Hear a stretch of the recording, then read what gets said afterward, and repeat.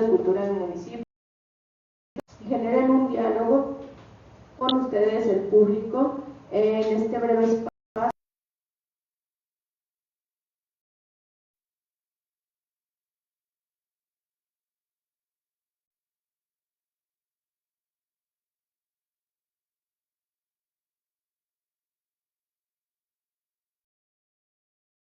Periodismo sin filtros, cómo distinguir la verdad en la era de las redes.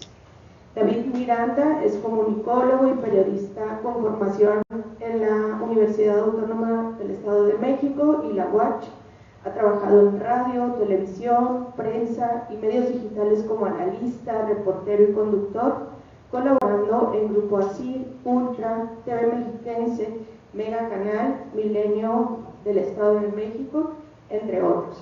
Su trayectoria abarca periodismo político, social, deportivo y de divulgación científica, destacando por un estilo analítico y proactivo.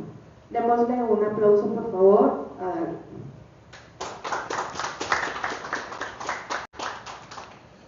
Muy bien. Buenas tardes a todos. Gracias por estar aquí.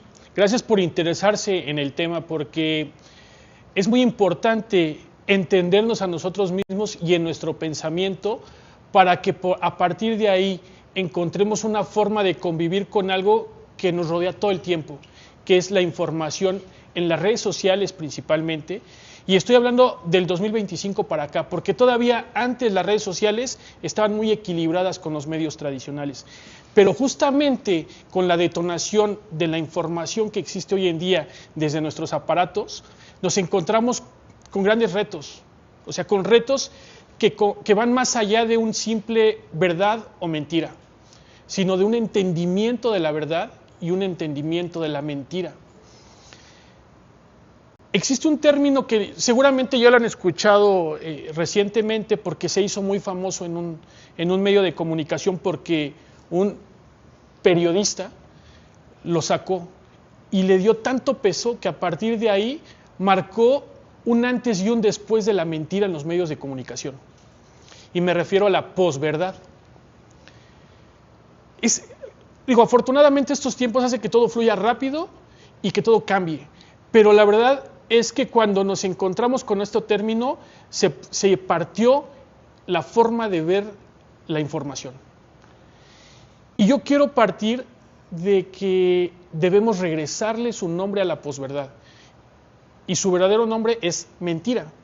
O sea, la mentira ha estado presente siempre y va a seguir presente, pero también la verdad. Y no se trata de encontrar un blanco y un negro, un sí o un no, o un bueno y un malo. O sea, la verdad y la mentira cohabitan, pero debemos entender nuestro pensamiento para poder saber de ahí cómo construir nuestra verdad. Y entonces, partiendo de que deconstruimos la posverdad para llamarle nuevamente mentira, porque eso es, vamos a entender nuestro pensamiento y a partir de ahí construir la verdad, que es una tarea que nunca se acaba. Es realmente muy apasionante, no solamente para los que nos dedicamos a comunicar, sino para los que consumimos comunicación. Es muy importante. Si entendemos nuestro pensamiento, podemos construir la verdad. No quiero caer en el término verdad filosófica, porque entonces ahí nos perdemos. Hay miles y miles de tesis hablando de la verdad desde diferentes posturas filosóficas, pero no es el tema y ahí nos podemos perder, ¿no? Mejor vamos a hablar de una mentira. Y como yo les decía, se trata de que entendamos el origen, y el origen se llama Occidente. Debemos entender que nuestra forma de pensar es totalmente occidental.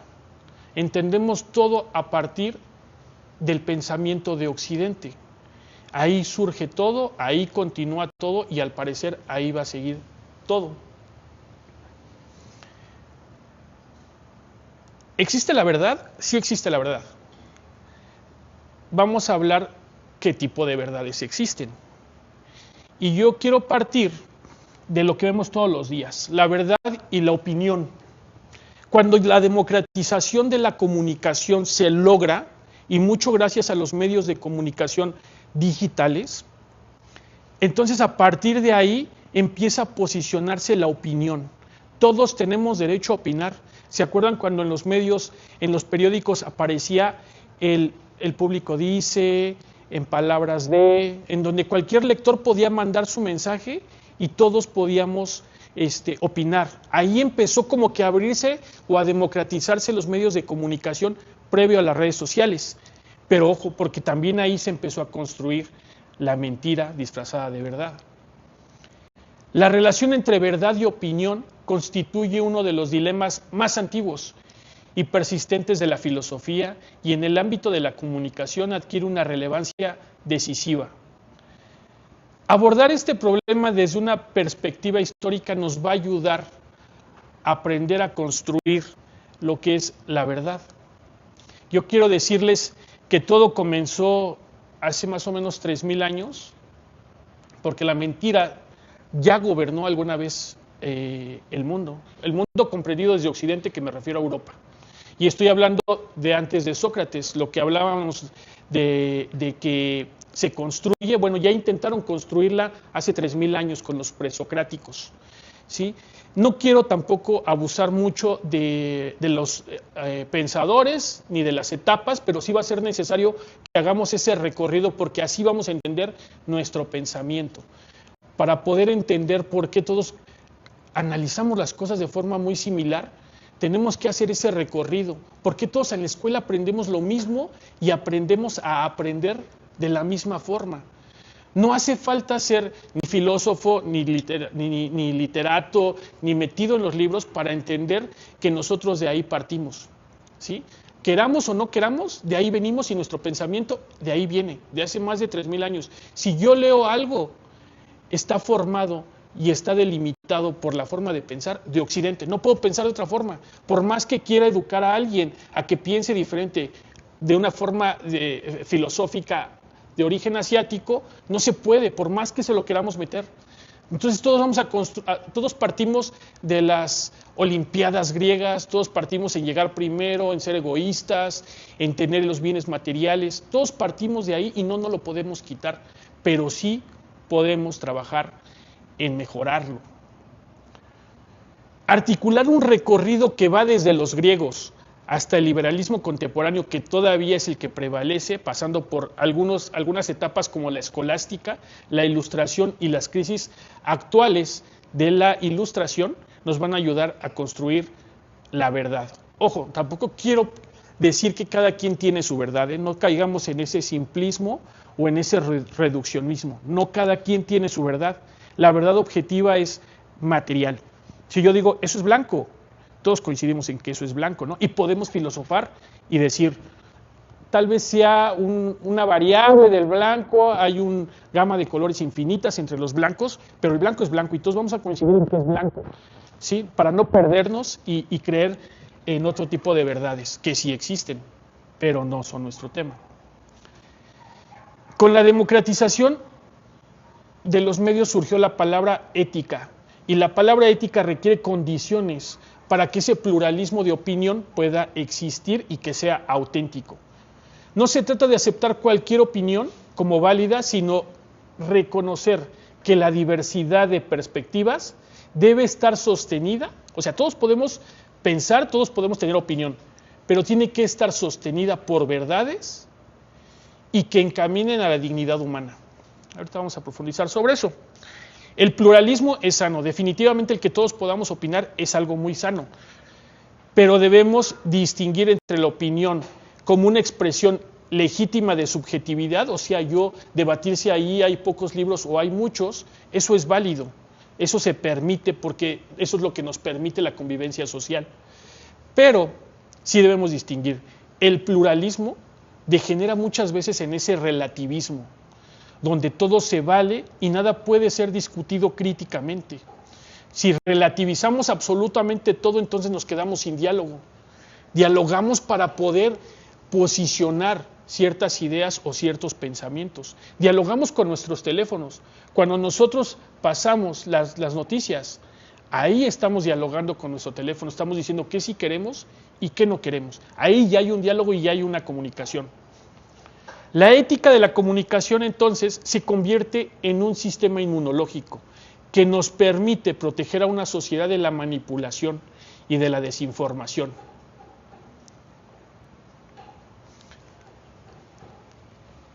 Hay un paso muy importante para entendernos cómo pensamos, y es que para encontrar esa verdad, que sí es cierto, hace 2000 años todavía la estábamos debatiendo, y la seguimos debatiendo, tenemos que pasar por el momento en el que la verdad empieza a encontrar sus nichos. Y uno de esos nichos es la universidad. La universidad es la garante de la verdad en esta sociedad. Pero esto empezó desde antes del oscurantismo, más o menos en el siglo III o IV. Quiere decir que para que nosotros como sociedad podamos entender la verdad, teníamos que buscarla en un lugar donde nos garantizaran que existía esa verdad. Y se empieza a universalizar la búsqueda de la verdad, o sea, institucionalizarse. La universidad no solamente ya va a transmitir conocimientos, sino que también se institucionaliza la búsqueda de la verdad mediante la investigación crítica y siempre de la mano de la ética. Ahorita voy a tratar de explicarles por qué la ética es importante.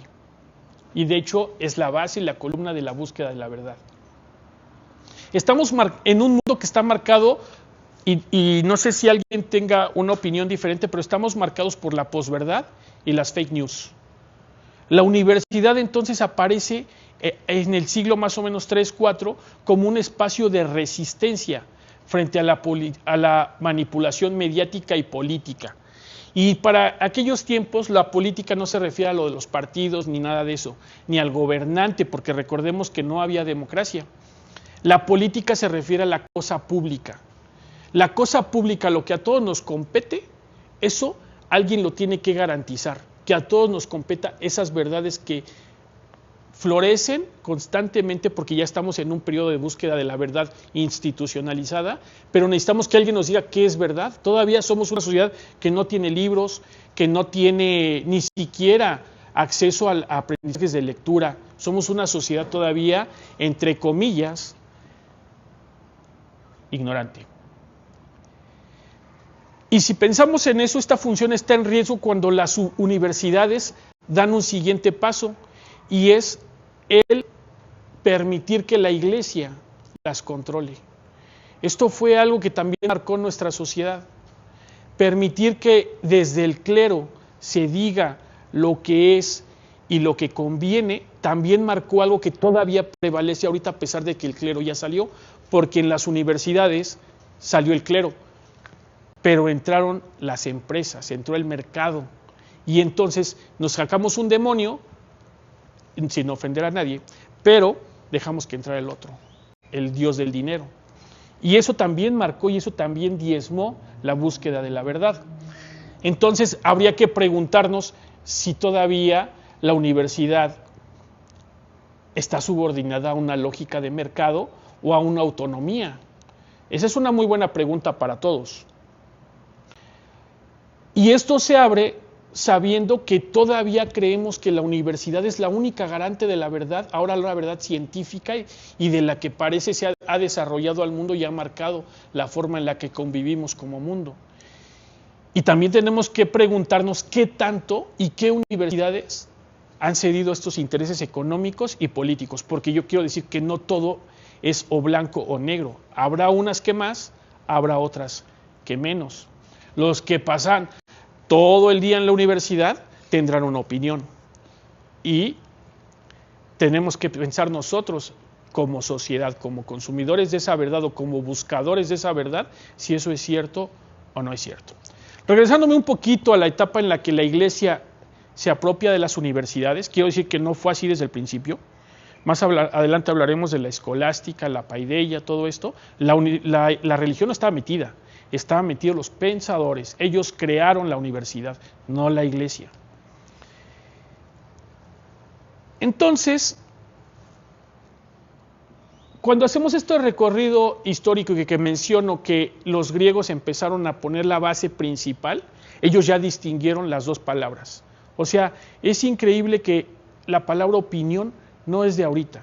no es algo que estemos viviendo ahorita. No vivimos y no pensamos por la opinión de los demás, sea quien sea, aparezca en el canal que sea o en la red social que sea.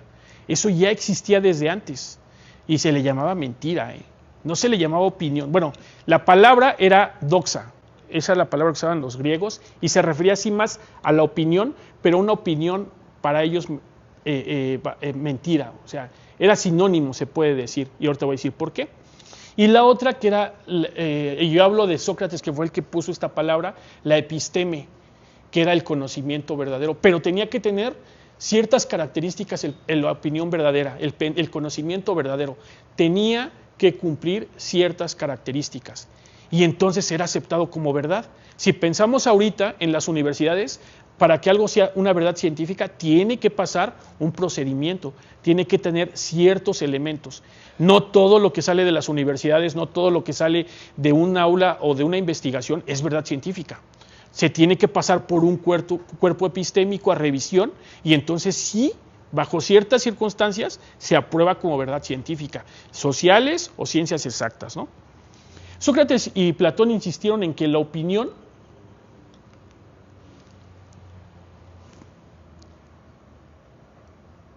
es insuficiente para alcanzar la verdad, porque se basa en percepciones cambiantes y subjetivas.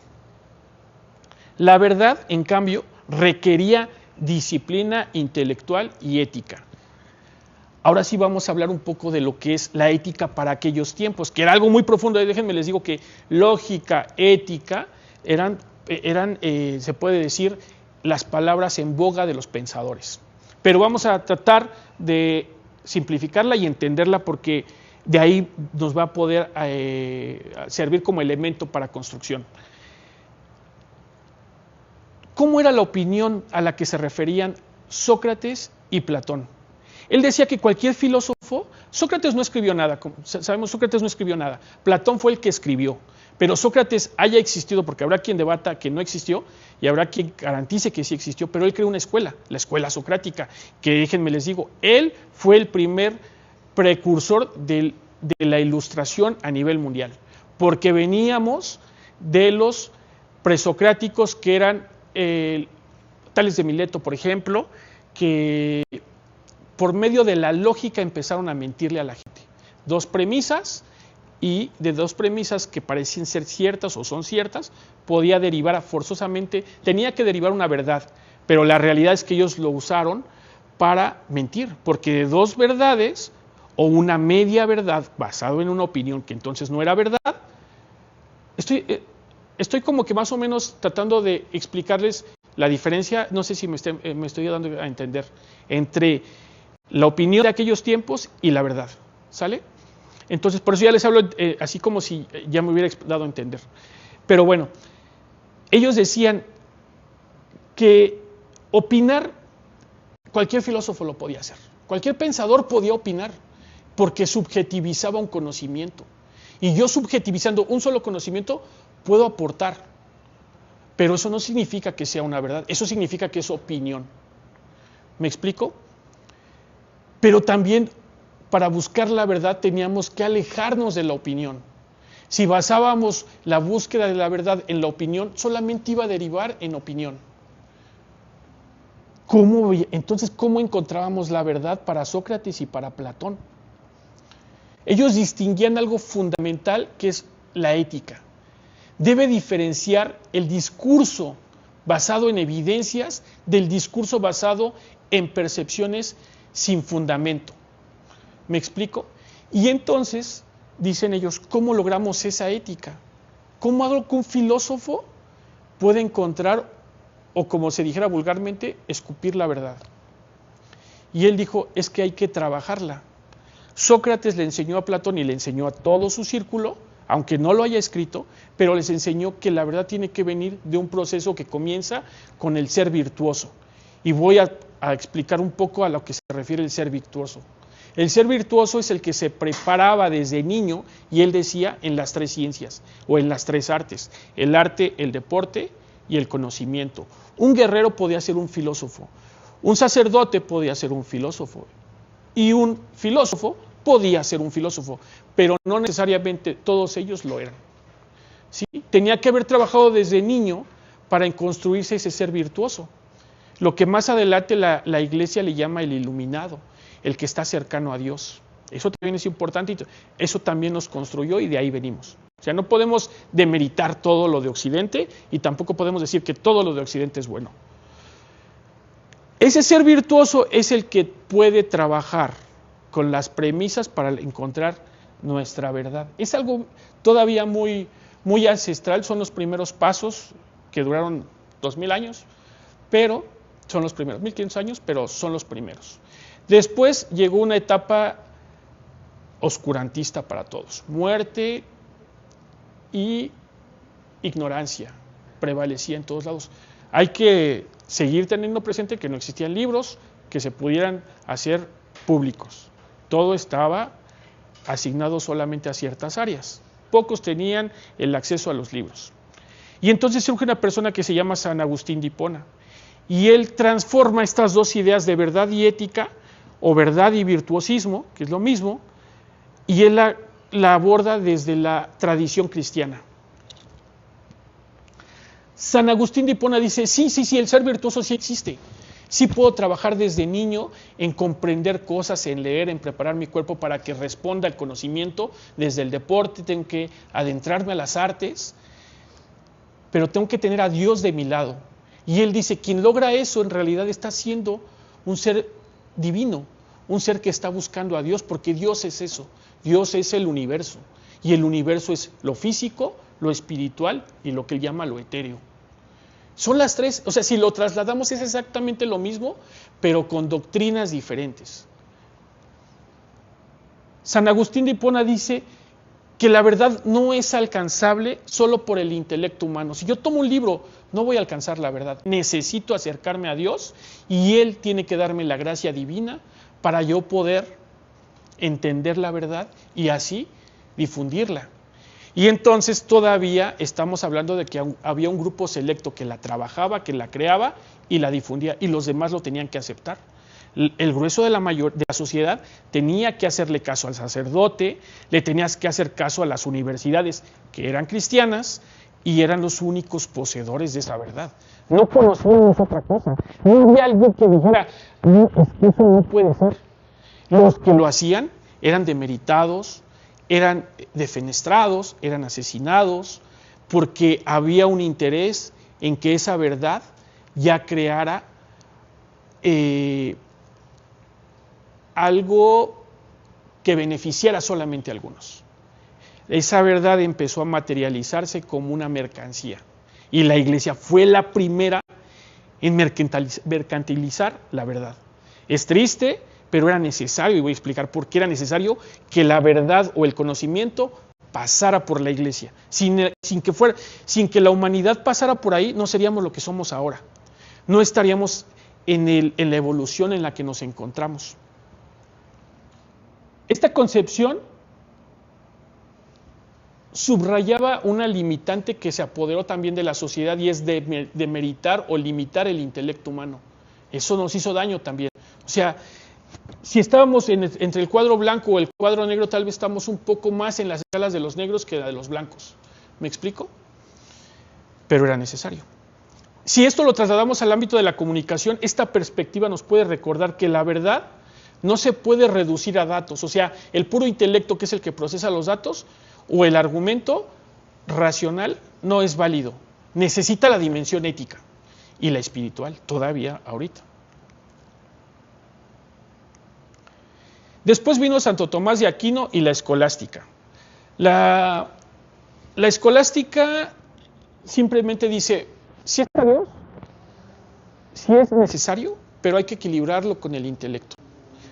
Empieza a dar los primeros pasos para sacar la verdad de la iglesia con todo, y que fue Santo Tomás de Aquino. Es muy complejo, todos estos autores son muy complejos, pero es extraer la idea que nos va a ayudar a deconstruir la posverdad. ¿Me explico? Porque su pensamiento abarca demasiado, pero con que tengamos eso para poder entender la mentira y la verdad, o la posverdad, yo creo que esto nos puede servir. Él razona la lógica y da una argumentación que es un sistema. Él empieza a escribir y dice, Si la escribimos, si planteamos por escrito a todos cómo equilibrarla, va a ser más fácil. Y entonces él dice que la verdad se entiende como la adecuación del intelecto y la realidad, o sea, equilibrar.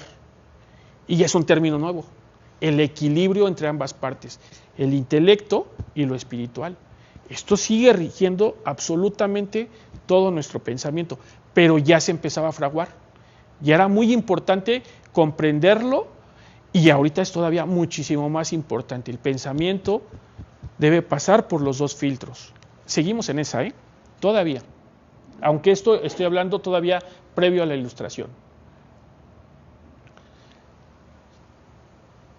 Este método, este rigor metodológico combina la autoridad de la tradición cristiana con el uso de la razón. Y en la ética de la comunicación, que la ética sigue siendo lo mismo, lo espiritual, este modelo sigue siendo relevante porque para nosotros la verdad puede ser discutida, eso siempre va a ser. Ahorita la verdad debe ser discutida, pero también debe ser argumentada racionalmente desde la ética, evitando caer en el dogmatismo, o sea, no debemos caer en el solo existe esto, lo que está escrito y ya. No existe solamente eso, existe más. Y también no caer en el relativismo, que si tengo 10 libros que hablan del mismo tema y cada uno habla de cosas diferentes, uno de ellos tiene la verdad. No, la verdad no la vamos a encontrar, la verdad nunca la vamos a encontrar. Incluso una noticia, algo básico, que la gobernadora tuvo una conferencia de prensa y dio unas palabras, eso no es objetivo y eso no es la verdad. Tenemos que leer todos los libros sobre el mismo tema. Bueno, estoy exagerando tal vez un poco. Tenemos que leer todas las posturas, tenemos que entender todas las posturas y buscar más posturas y a partir de ahí construir nuestra verdad.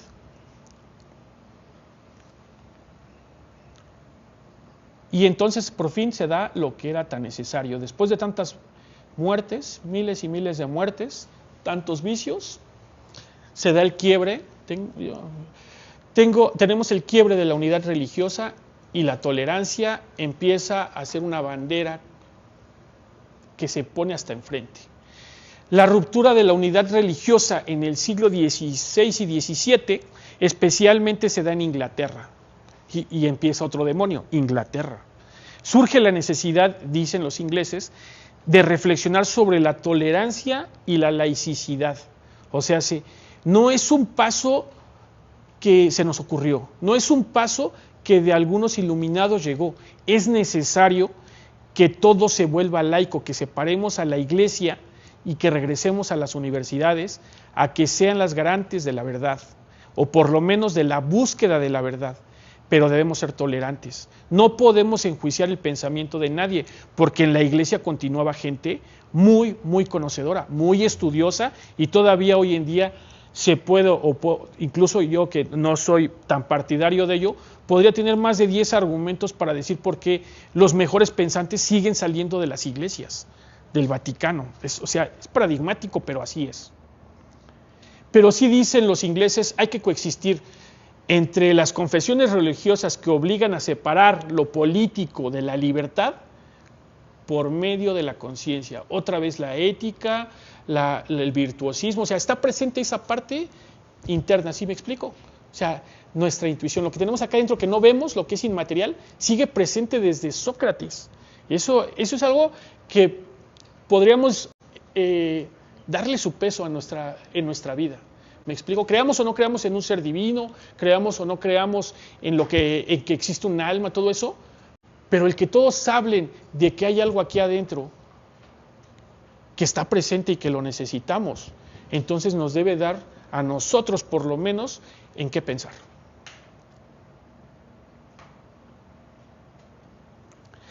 Y hablemos de la tolerancia porque ahí también hay otro elemento que se ha deformado para poder democratizar la opinión o la verdad. La tolerancia primero surge como un principio ético, pero también político. Político sigue refiriéndose, porque todavía no llega la democracia, todavía el mundo está gobernado por los reyes o por castas o por los de sangre azul, entonces sigue siendo lo político considerado como lo público. Todavía no pensemos en lo político como lo que pensamos ahorita, pensemos en aquellos tiempos como el que se paraba en una palestra y opinaba y hablaba con todos. Y entonces a partir de ahí se volvía el pensamiento o la idea como algo público. A eso se refiere lo político. Pero dice, gracias a esa tolerancia, entonces vamos a fundamentar nuestra nueva sociedad, una sociedad plural. Ya no está prohibido incluso opinar sobre el rey. Ahí los reyes se vuelven sádicos y todo aquel que vaya contra ellos lo matan, pero ya está la semilla plantada. En el ámbito de la comunicación, esto significa que la verdad puede imponerse por la fuerza. O sea, todavía existe el rey que impone su verdad. El rey es Facebook, el rey ahora es TikTok, el rey siguen siendo el gobernador, el presidente, el diputado, todos ellos siguen siendo el rey que imponen su verdad o que buscan imponerla. Pero también dice que debe de hacerse mediante el diálogo y el respeto a la diversidad de opiniones. O sea, sí te la impongo, pero sí tienes derecho a opinar. Está mutando. También no pensemos que en aquellos tiempos la sociedad cambiaba tan rápido como ahora. Ahorita la sociedad está cambiando cada 6 meses, cada 5 meses, no sé, cada año, cada 4. En aquellos tiempos cambiaba cada 100 años. Para que una idea permeara entre la sociedad se tardaba 1 siglo, 2 siglos, antes 1000 siglos. Ahora cada vez los cambios van siendo más rápidos. Y pum, por fin, a alguien se le ocurrió pensar y decir, vamos a difundir el conocimiento. Y surge lo que cambió todo, es que se hace el libro, algo popular todavía, entre comillas, pero ya se empieza a hacer público el libro. Y surge la ilustración y surge una figura, bueno, surgen varios, pero entre ellos Immanuel Kant. Y este siglo es muy importante, estoy hablando del siglo XVIII. Porque vienen las revoluciones del pensamiento, bueno, obviamente las revoluciones que todos conocemos, las de las guerras, pero la más importante y la que nos compete a nosotros es la revolución del pensamiento. Esa palabra, esa idea no existía en esos tiempos. La revolución apenas si se conocía esa palabra. La revolución del pensamiento, Immanuel Kant lo dijo, revolucionar el pensamiento. Eso es interesantísimo, ¿no? Cuando todavía no había una guerra que dijeran, esta guerra llevó a tal persona al poder, por medio de las armas, por medio de la revolución. Menos pensábamos en una revolución del pensamiento. Y Immanuel Kant dice, hay que atrevernos a pensar. Qué drástico se nos puede hacer ahorita decir, hay que atreverse a pensar. Ahora me parece que diríamos, pues, ¿quién no piensa? ¿No? ¿Quién no puede pensar en este mundo? Sin importar a qué se dedique o en dónde esté, todos pensamos. Pero Immanuel Kant en ese momento dijo, oiga, no, todos tenemos que pensar, atrévanse y va a salir algo bueno. Pero también él subraya que hay que tener una autonomía de la razón como fundamento de la verdad. Opinar otra vez no es la verdad. La verdad viene ahora de la razón, y la razón basada en la palabra que tanto he mencionado, que se llama ética. La verdad ya no depende, dijo, de la verdad o de la autoridad religiosa y tampoco de lo político. Ahí ya la política estaba un poquito, empezaba a delimitarse. Pero tampoco de ahí viene la verdad. O sea, quiere decir que nadie es poseedor de la verdad. No hay un ente supremo que la tenga. La verdad la tenemos que entregar a la sociedad. La capacidad de criticar de un individuo es un buen camino para buscar esa verdad. Tal vez ya le empezamos a como que a tomar forma de dónde viene nuestro pensamiento. No es de gratis que todavía en los libros y todavía se estudie toda la historia del pensamiento. Es sumamente necesario. A los niños que están en la primaria, en la secundaria, es importante que hagan conciencia del pensamiento, del origen de nuestro pensamiento. Es importante que en las escuelas se siga estudiando el pensamiento. No todo es matemáticas, no todo es química, no todo es física. La química, la física, la biología vienen de aquí. Esto fue primero que todo eso. Sin esto no existiría la química, no tendríamos un teléfono, no tendríamos luz, ¿sí? No entenderíamos por qué tenemos que cuidar nuestro planeta. Todo viene de aquí, nuestro pensamiento viene de aquí. Por eso era necesario atravesarlo.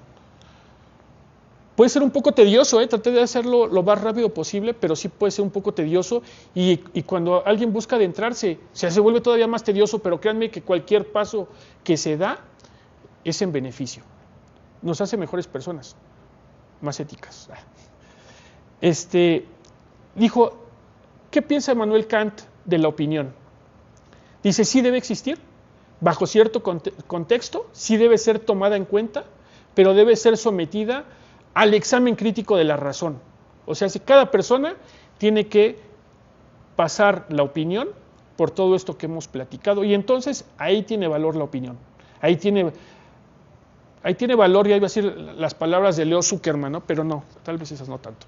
Algunos otros sí tienen, que se especializan, sí tienen valor, ¿no? Ya cada quien verá para cada quien, cuál es el personaje o cuáles personajes son a los que podemos considerar como válido a su opinión. Y entonces pasamos al liberalismo. Los ingleses siguen con el poder, los ingleses siguen marcando el camino de la sociedad occidental y obviamente el continente americano ya empieza a absorber las ideas de Occidente y se vuelve como que a neutralizar, porque también si revisamos el pensamiento del continente americano es demasiado rico. A pesar de que quiso ser eliminado, no se pudo, porque todo esto no se borra enseñando, no se borra enseñarles a rezar una cruz, no se borra con nada de eso, está marcado y está presente siempre, pero sí empieza a neutralizar y a absorber las ideas de la Ilustración y posteriormente el liberalismo inglés.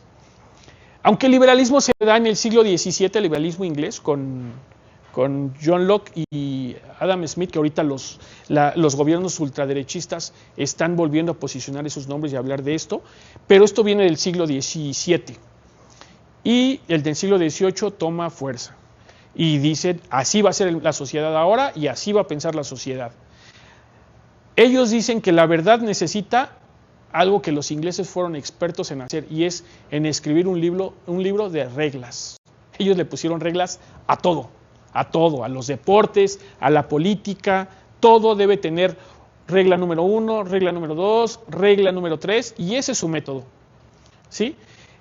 Esa verdad, dijeron, necesita fundamentos normativos para sostener una justicia y evitar que la opinión se convierta en solamente manipulación, porque la verdad y la opinión influyen en las personas, no manipulan. Eso ya podríamos como que someterlo, qué tanto es manipulación y qué tanto es estimulación. Pero eso es el aporte del liberalismo inglés. Hay una coincidencia en el liberalismo con otras ideas y es que la verdad no puede reducirse al consenso o a la mayoría. O sea, a pesar de que todos tienen derecho a opinar, el hecho de que aquí opinemos todos lo mismo no quiere decir que eso genere una verdad. Eso también es importante saberlo. No basta con difundir una opinión, no basta con hacerla masiva. Es necesario que esa opinión se fundamente con principios éticos y racionales. Otra vez las dos partes en equilibrio. Y ya después de la Ilustración y el liberalismo, llegamos a los inicios de la posverdad, que ya son muy del siglo XX, y cómo es que surge este neologismo. Este neologismo es reciente, el 2015 fue la primera vez que se usó esa palabra, es un neologismo totalmente, pero es una palabra que tiene una intención que viene desde el poder, desde las élites del poder. Pero lo que debemos entender es que la palabra es peligrosa, o sea, normalizarla es peligrosa para la sociedad. Pero también hay que entender por qué está presente y por qué ha permeado tan rápido. Se empezó a difundir, sí surgió en el 2015, pero se empezó a difundir en el 2021, con la pandemia. Ahí fue donde esta persona la dijo en televisión abierta y dijo, ya la verdad no importa. La verdad es intrascendente. Yo no sé si alguna persona sensata no pueda pensar que eso es una idiotez. Pensar que la verdad es intrascendente y que ya no importa la verdad, nos podría llevar a involucionar drásticamente, porque entonces podríamos desechar absolutamente todo esto que hemos platicado. Y no es fácil. No es fácil y es peligroso, porque le daría el poder a ciertos grupos que han sido cancerosos para la humanidad. ¿Me explico? Es muy importante entonces ahora sí entender por qué se dice que la verdad y la opinión tienen una relación pero no son lo mismo. Ahora podemos entender mejor a qué se refieren con la palabra opinión. Y la opinión no nada más es hablar, que alguien le dé un micrófono y que hable. Eso no es opinar, eso es hablar. Ya entendimos de dónde viene la opinión. ¿Me explico? Por eso fue importante abarcar todo lo histórico. Y entonces ya podemos entender cómo ir construyendo nuestra verdad. Todavía no llegamos a eso, pero creo que ya vamos vislumbrando. Y lo más importante es que nos vayamos de aquí con la idea de que sí podemos construir la verdad. Es falso o sería como ilusorio pensar que la verdad no existe. Porque entonces estaríamos diciendo, y ya eso ya me parece algo más filosófico, decir que entonces tampoco la mentira existe. Si la verdad no existe, entonces tampoco existe la verdad. Digo, la mentira no existe tampoco la verdad. Si la verdad no existe, entonces tampoco existe la mentira. ¿Me explico? Sí existen. Y tenemos que aprender a diferenciarla. ¿Absoluta es? No, no es absoluta ninguna de las dos. Es una escala entre blancos y negros. Una escala de grises. La posverdad, en esta época donde hablamos de ella, los hechos objetivos, se podría decir, tienen menos influencia que las emociones y las creencias personales. Pero la verdad es que no es así. La posverdad se apoya en nuestros deseos, en nuestras emociones y en nuestras creencias personales. Y si encontramos la opinión de alguien que solamente habla, pero que se parece mucho a lo que nosotros pensamos, entonces lo damos por verdad. Y yo les voy a decir otra máxima que desde Sócrates decía, la verdad es la verdad aunque nos duela. Las verdades no nos gustan.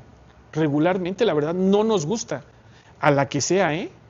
Si nos dicen, políticamente hablando, que Estados Unidos es el país más importante y es la potencia número 1, habrá quien no le guste.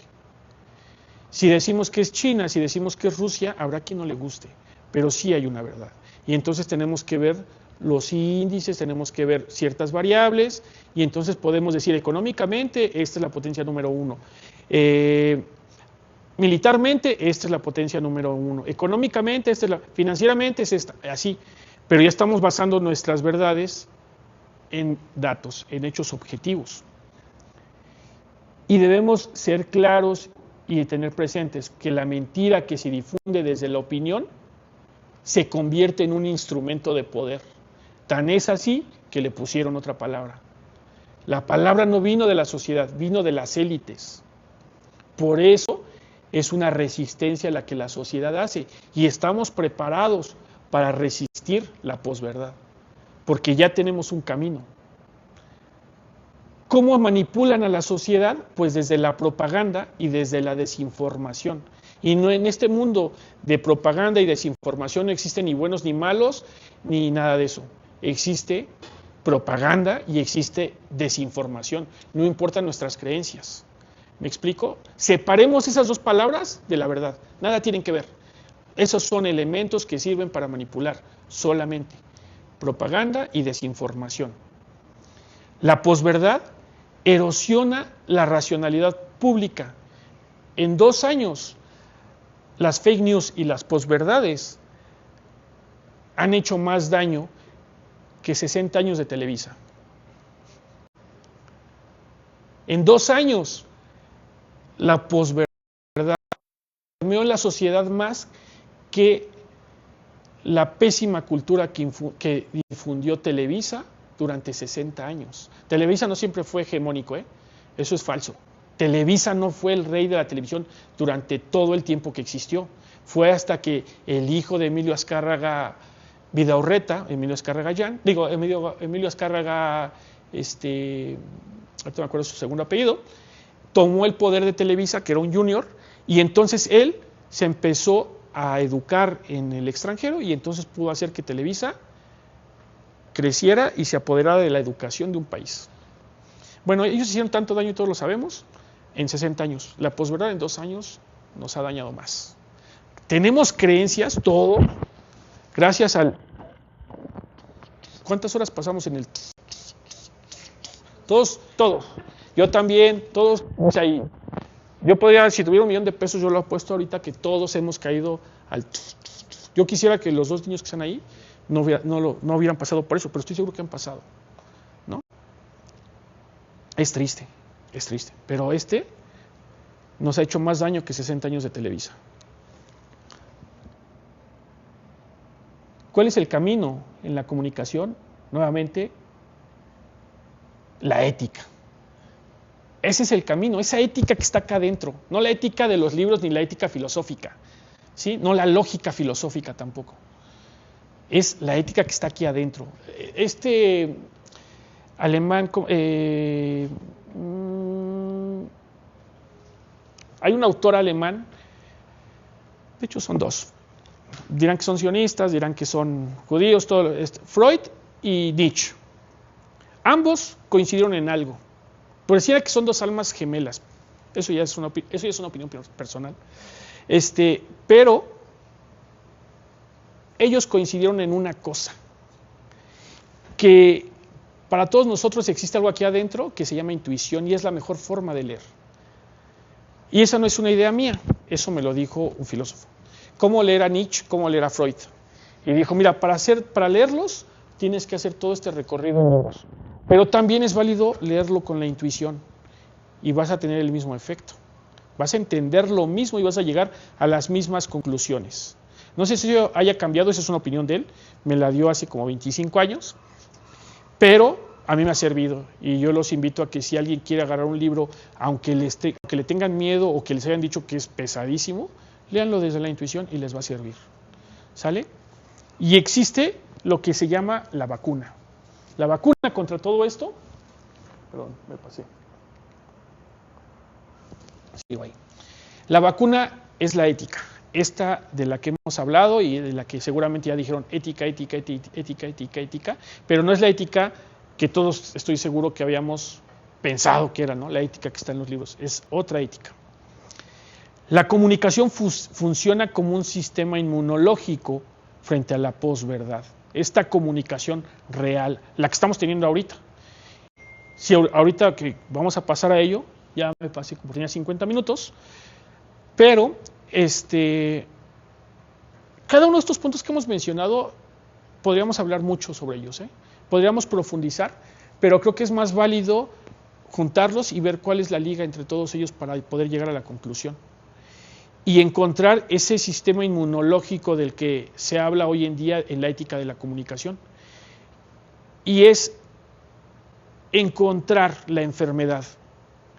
Ya que detectamos en qué estamos mal, qué carecemos en nuestro raciocinio, en nuestra conciencia, y entonces podemos desde ahí trabajar en encontrar nuestras verdades.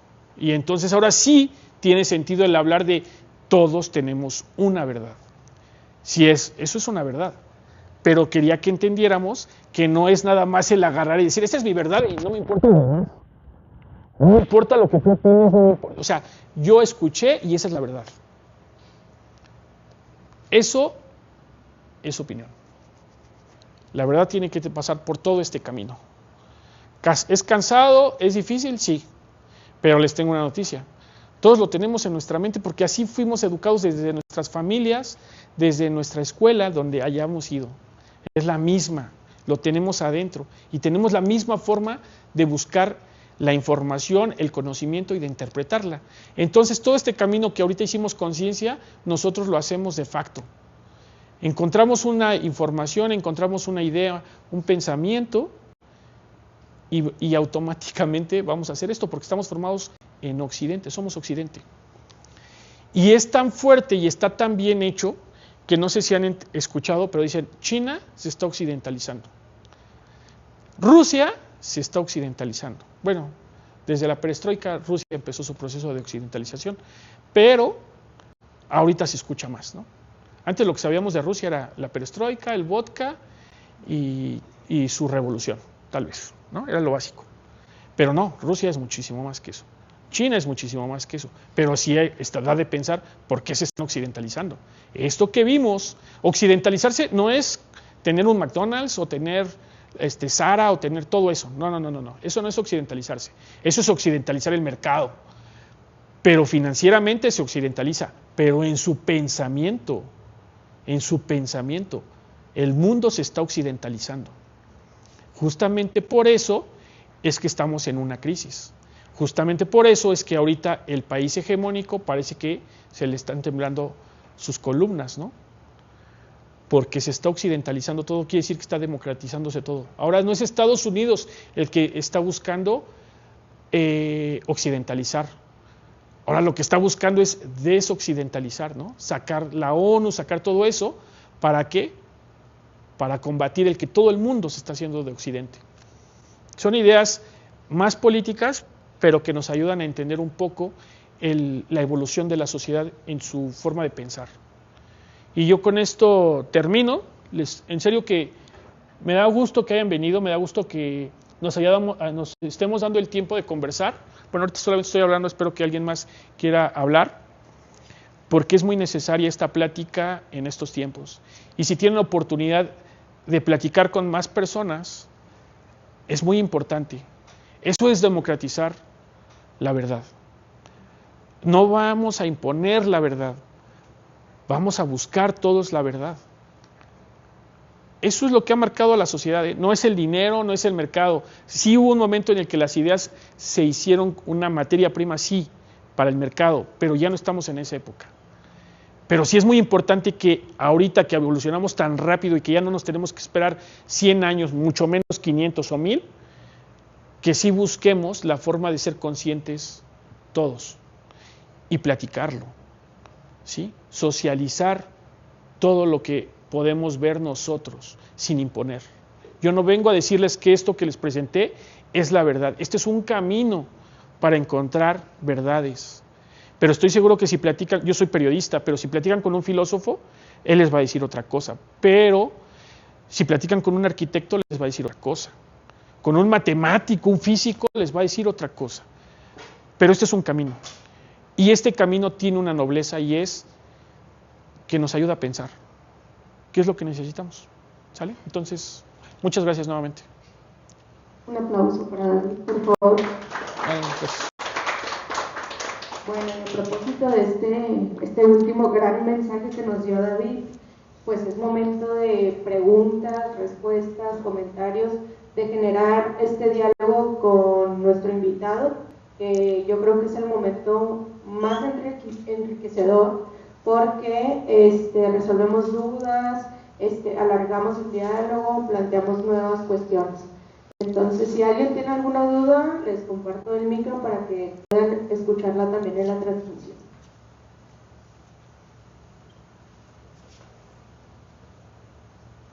Hola, bueno, yo tengo como 3 puntos. Primero, me encantó su charla, me encantó la manera en la que abordó históricamente pues todo. Tengo otra duda, ¿cómo podríamos aplicar cotidianamente pues el aplicar la verdad, ¿no? O sea, ahorita usted terminó con podemos compartir opiniones y todo eso, y también a mí me ha quedado más que claro que tenemos que informarnos, ¿no? O sea, es decir, estudiar, saber precisamente de esto, cómo la historia nos ha llevado a este momento en donde tenemos que diferenciar entre opinión, entre manipulación, que se puede dar en cosas políticas, en temas sociales y todo esto. ¿Cómo usted lo hace cotidianamente? O sea, ¿qué ejercicios usted, no sé si me habían entendido, qué ejercicios usted hace para, pues no sé, desarrollar un criterio? Muy bien. Hay una buena noticia y una mala, y hay un camino corto y un camino muy largo. Obviamente voy a hablar sobre el camino corto, y es tan sencillo como decir duda. Ese es el principio básico, dudar.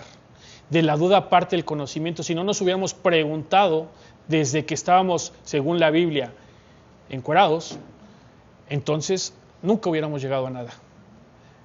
Hay un pasaje que de hecho también a veces lo abordo, pero la Biblia marca esto mismo, ¿eh? Cuando Adán y Eva fueron tentados por la serpiente, ahí lo dice la Biblia, fue la fuente del conocimiento. O sea, Adán y Eva fueron tentados por el conocimiento. Dios no quería que tomaran el fruto prohibido, que era el conocimiento. No lo estoy inventando, lo dice la Biblia. Ahora sí que lo dice la Biblia. El conocimiento, pero ¿cómo surgió el conocimiento? Cuando se preguntan por qué no morder la manzana, que es simbólico. La duda es la que nos lleva al comienzo. Si no sabemos cómo empezar, dudemos. Dudemos de todo y de todos. No demos por válido todo lo que escuchamos. Ese es un buen comienzo.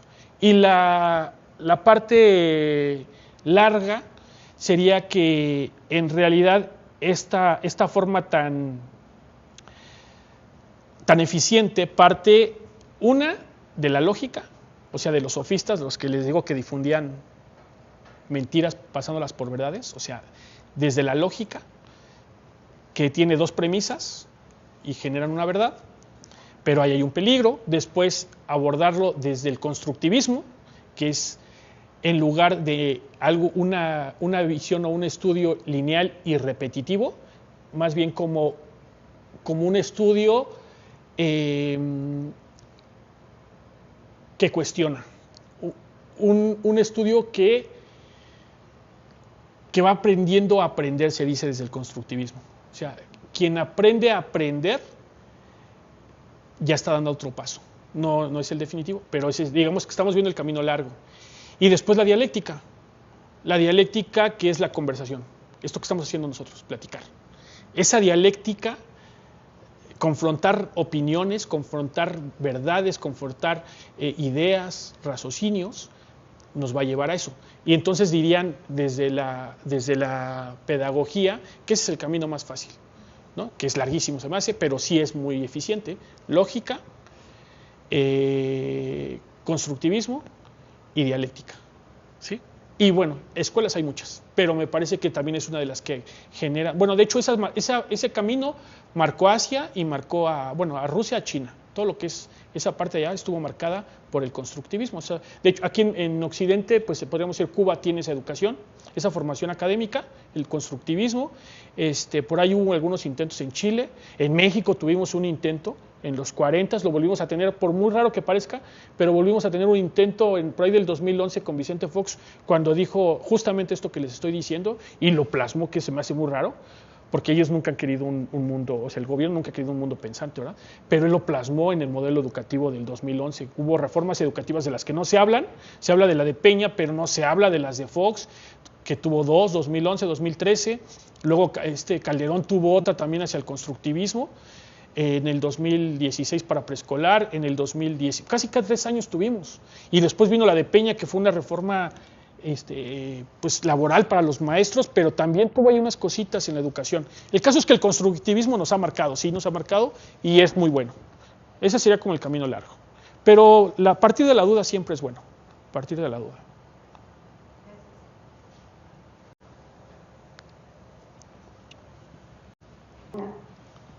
Hola. Hola. Mi nombre es Andrea, soy licenciada en filosofía y me inclino por la filosofía práctica. Ajá. Y tengo un comentario y una crítica. Sí. El comentario es que me pareció muy puntual el abordaje de la verdad desde la historia de la filosofía y que sí hubo diferenciación entre pues cómo se puede construir desde un pensamiento científico la verdad, que es donde encontré ciertas definiciones en torno a cómo definir y separar una opinión y la verdad. Sin embargo, no conecté cómo esas partes pudieran aplicarse como justo en la vida cotidiana o justo como menciona la plática sobre las redes. Claro que ese es como incentivar primero en base a lo que se presenta, pues que nosotros nos preguntemos pues sobre el uso de las tecnologías, ¿no? O las redes, no me quedó claro si eran redes virtuales o redes de conexión social, digámoslo así. Sí.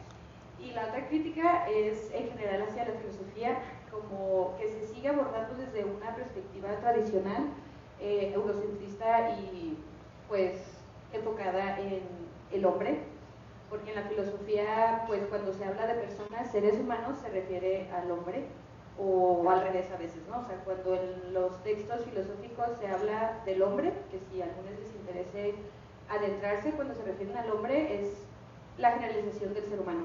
Y, por ejemplo, siento que estas partes sobre la verdad y la opinión, pues nos enseñan a que aunque abordemos textos de hace 1000 años y queremos entender nuestra realidad actual, tenemos que pensarlo desde la diversidad también, porque no podemos ignorar que, por ejemplo, en el público hay hombres y mujeres y que pues no nos identificamos con muchos autores y pues identificarse no en el sentido propio del género, sino como pues ellos se refieren a un solo grupo, o sea, sí. no incluyen a los niños, no incluyen a las mujeres, y pues la creación de una verdad que viene de una generación de conocimiento, pues primero tiene que haber una validación de que todos somos capaces de generarlo. Entonces, siento que ahí me faltó un poco, esperaba un poco esa conexión sí. también de cómo aterrizarlo a la vida diaria, y pienso que fue una contribución desde la perspectiva periodística y abordado muy bien como en generalidad filosófica, pero sí incluiría más, por ejemplo, autores o autoras de la actualidad, o sea, como un poco más contemporáneos, no incluiría ni accionistas ni nada de eso. Entonces, pues ya, creo que, pero igual felicidades y gracias por las pláticas, me ha ayudado mucho porque justo estoy tomando un curso de pensamiento científico y hay cosas que no había entendido y con la explicación estuvo bien, pero pues de mi parte la crítica sería eso, aterrizarlo más, conectarlo más, poner más ejemplos y ya. Muchas gracias. Bueno, primero quiero pedir una disculpa porque quiero que nos hagan la pregunta, contesto y después la otra pregunta, porque hay una persona que está levantando la mano. Bueno, déjame contestar porque sí está un poco complejo lo que nos plantea. ¿Cuál es tu nombre, perdón? Andrea. Andrea, gracias. Primero quiero pedir una disculpa porque sí, yo entiendo y estoy a favor de usar un lenguaje inclusivo porque soy una persona sumamente respetuosa de todas las formas de pensar, concuerde o no concuerde con ellas, y sobre todo soy humanista. Y sí, o sea, quiero hacer esa aclaración, tienes toda la razón, el hombre cuando se refiere al hombre, o sea, al hombre me refiero al hombre pensante de los que hemos abordado, se refiere al hombre, sí abarcaban a todo el género, o sea, hombres y mujeres, solamente que también tenemos que pensar en qué tiempos vivíamos. Y no quiero decir que eran matriarcados, estoy diciendo cuáles eran las labores de aquellos tiempos y no podemos juzgar a Kant, no podemos juzgar a Santo Tomás de Aquino, no podemos juzgar a nadie de ellos. O sea, ya no es tanto, eso no significa que abarcaron todo, Y yo creo que la deuda pendiente sí fue el darle, ahora, otra cosa, en todos los tiempos existieron mujeres sumamente pensantes y que no se quisieron darles un peso específico, pero porque así fue decidido por alguien. Recuerden que yo mencioné palabras de grupos de poder, ¿sale? Y eso lo podemos jugar y podemos tener otra plática sobre eso. Bueno, de hecho creo que es el tema que está en boga hoy en día, ¿no? Pero sí debemos tener presente que hay pensamientos de féminas que fueron sumamente importantes y que también nos marcaron, pero no podemos, la verdad es que tenía 50 minutos. Por ejemplo, Simone de Beauvoir fue fundamental para la revolución. ¿Por qué? ¿Por qué fue fundamental para los movimientos revolucionarios en Europa? Porque posicionó, y eso es, pero hizo más, o sea, su pensamiento es sumamente amplio, pero ella le dio el peso a la mujer en los movimientos revolucionarios. O sea, ella dijo que las mujeres tenían tanta fuerza como los hombres, ¿sí? Y esa aportación hizo que mujeres, bueno, y entre otras, hizo que mujeres participaron en las revoluciones y no solamente en Europa. Y sí también quiero mencionar, estamos hablando de un pensamiento eurocentrista y cuando yo me refiero a Occidente, es eurocentrista a lo que me refiero. Pero también yo quiero que no pensemos que todo lo de Occidente, o sea, todo lo eurocentrista es malo, porque creo que extremar nuestro pensamiento es peligroso. Hay cosas muy buenas, en verdad. Yo soy un crítico y yo fui un rebelde desde niño, pero también me costó trabajo entender que no todo es malo. Tenemos que darle su peso. No podemos olvidar el resto, ¿sale? No podemos olvidar que, como les digo, vivimos en una escala de grises, no vivimos en el blanco y en el negro, vivimos en escala de grises, pero sí tenemos, justamente desde aquí podemos entender el por qué el movimiento feminista fue tan importante en las revoluciones europeas y después, pues, obviamente aquí en el continente americano. Y bueno, la verdad es que son muchos temas los que mencionó y me parecen importantes, son fundamentales y me quiero quedar con eso para llevármelo yo, que las mujeres realmente marcaron todo nuestro pensamiento también. Aquí lo tenemos, o sea, yo como les digo, no necesitamos estudiarlo, lo tenemos aquí porque así nuestras primeras palabras fueron por esto. Nuestras primeras palabras están marcadas por esto, ¿sí? Y ahí está la mujer presente, siempre. No, para nada yo demerito esa parte en absoluto. Sí me disculpo nuevamente porque no sé usar el lenguaje inclusivo, me cuesta un poco de trabajo, pero sí creo que debemos practicarlo más. ¿Sale? Gracias por la aportación. Sí, buenas noches. Se me hizo muy interesante el término posverdad como amenaza. Desde mi humilde opinión, creo que la posverdad ya no es amenaza, es una realidad. Estamos viviendo, sobre todo en países del tercer mundo, yo diría pues mentira, ¿verdad? Todo está construido en base a mentiras, a manipulación, ¿verdad? Entonces, veo verdaderamente un peligro, pero que ya está. Ahora, mi pregunta va en este sentido. ¿Qué piensa usted que debemos hacer para que esto no para revertirlo? Porque está conviviendo con nosotros todos los días, en países como el nuestro, mayormente. Entonces, ¿qué vamos a hacer para revertirlo?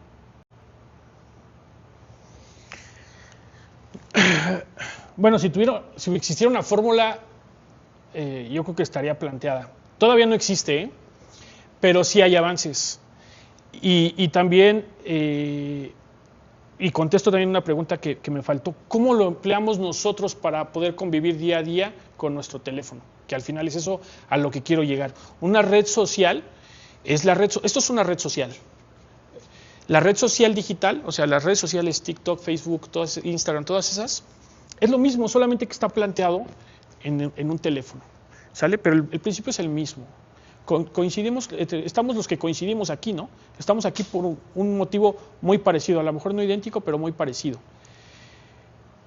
¿Cómo combatimos entonces esa guerra que tenemos con nuestro teléfono? En Europa, por ejemplo, ya hay leyes en donde, y no en todos los países, se están empezando a crear apenas, pero hay una ley muy importante y es que se le va a prohibir a las personas hablar de cualquier tema, de los temas fundamentales sobre todo, derecho, medicina, periodismo, todo lo que es importante o fundamental para la sobrevivencia o que puede alterar el orden social, solamente va a poder ser tratado por un especialista. Quiere decir que si yo opino sobre medicina, o soy médico o no puedo opinar, y va a estar en la ley. Eso es un paso muy importante, muy, muy importante. A lo mejor no tenemos esa ley todavía, pero sí podemos manejarnos conforme a esa ley, ¿no? Si alguien de ustedes tiene redes sociales, oigan, ¿sobre qué voy a opinar? ¿Sobre qué voy a hablar? La conciencia parte de nosotros. Pero bueno, yo creo que sí vamos a llegar a esas leyes también aquí. Esa es una de ellas, y manejar nosotros, aunque sea en Europa, manejarnos conforme a esos lineamientos. Otra de ellas son los niños, que hay otra ley que también ya la tomaron de Asia, y es que los niños no pueden usar redes sociales. Hasta dependiendo del país, pero está entre los 14 a 17 años, y me parece una muy buena edad. Yo tengo hijos y creo que lo más adecuado es que los niños no tengan redes sociales, y ya hay países donde se está regulando que los niños no tengan redes sociales. Se me escapa ahorita qué país, pero la primer ministro dijo, me parece que es Noruega. Noruega dijo, tienen todo este año para que me borren todas las cuentas de los niños. Y se los dijo a los dueños de las redes sociales. No se lo dijo al que administra, no, se lo dijo a los dueños. Tienen este año para borrar todas las cuentas de los menores. Y no quiero, dijo, porque sé que tienen los mecanismos para saber cuáles niños tienen información falsa y que dicen que son mayores de edad, pero que son menores de edad. Tienen todos los mecanismos. Y no quiero bajo ninguna circunstancia que me digan que no pudieron, porque entonces los vamos a sacar. Y lo estipuló y tuvo el apoyo del Senado. ¿Sale? Esa es una ley, me parece muy buena. Podemos practicarlo nosotros. Si yo creo que no estoy ni siquiera yo capacitado para poder controlar mis redes sociales, menos voy a esperar que mi hijo lo pueda hacer. ¿Sí? Entonces mejor lo cuido. En México, ¿qué ha pasado? Me parece que lo más importante es que la SEP le ha dado el permiso, no la obligación, dio el permiso para que las escuelas de educación básica prohibieran la entrada de los teléfonos al aula. Ya es un paso, no es, me parece drástico, pero ya es un paso. Y es opcional, pero yo creo que en algún momento eso va a ser ley. Va a estar prohibido que el niño entre con teléfono al salón. Ya en el recreo va a ser otra cosa y todo esto, ¿no? Pero vamos avanzando, vamos avanzando. No estamos capacitados nadie para las redes sociales porque para eso están hechas. Eso es una realidad. No hay una fórmula para decir esto es un uso consciente de las redes sociales. No existe todavía. Estamos evolucionando y desde aquí podemos llegar a esa evolución. Puede parecer ilusorio, puede parecer fantasioso, la palabra que le queramos hacer. Pero si no creemos y si no damos la batalla, o sea, si no somos la resistencia, entonces no podemos, o estamos perdidos prácticamente, ¿no? Y no creo que sea así. Siempre hay resquicios desde donde se puede combatir. ¿Sale? No existe una fórmula, todavía no la hay, ¿no? Tal vez la única sería que no usáramos el teléfono, pero no tuviéramos redes sociales, pero ni así, porque el de a un lado con el que hablo sí las usa y me está influyendo las redes sociales por medio de él. Entonces, híjole, no quiero que se vayan con el sabor de boca de que no existe, o sea, no nos enseñaron a lidiar con la mentira, con la fake news, con la posverdad y me voy a ir desilusionado. No busco en verdad eso, busco más bien hacer conciencia. Lo trato de hacer siempre con la gente que está a mi alrededor. En la escuela trato de hacerlo también. Ahora sí que libremos nuestra propia batalla. Estemos en la batalla, libremos la batalla y no pensemos que está todo perdido. Porque aunque todo parezca indicar que está todo perdido, no es así. Estoy seguro que no es así. ¿Sale? Gracias por la pregunta.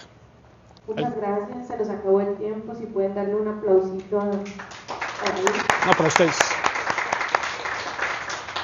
David, a nombre del Instituto de Cultura del Municipio, del Programa Editorial y de Mediateca, agradecemos muchísimo tu participación, agradecemos mucho la participación de todos ustedes.